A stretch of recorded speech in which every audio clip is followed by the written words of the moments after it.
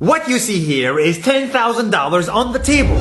You can take this money as a loan, but I will charge you a little bit of interest rate. Like most people, you take the money and you go buy a nice car. But in 10 years, it's time to pay me back. And because of interest rates, now you owe me $20,000 and not 10. You will say, I don't have money to give you. And if you don't, I take your car and a piece of your house. This is how debt works. And after 3 years of traveling the world, I noticed that this is exactly what China is doing. For example, take the small island nation of Sri Lanka. This developing country needs money and China has a lot of it. So Sri Lanka took billions of dollars in Chinese loans. It was easy money just there to be taken. And with that, they built skyscrapers, highways, airports, and shipping ports. The country grew and prospered.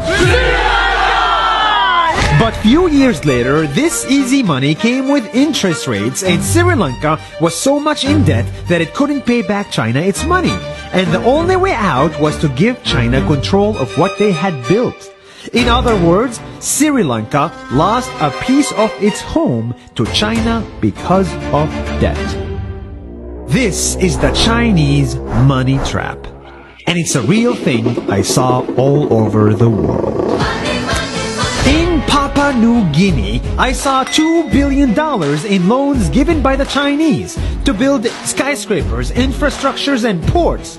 But there is no way this remote developing country can pay it back or its interest rate. And the only way out is to give China control of the country. In the Maldives, Pakistan, Malaysia, Laos, Kazakhstan, Mongolia, Egypt, Kenya, and South Africa,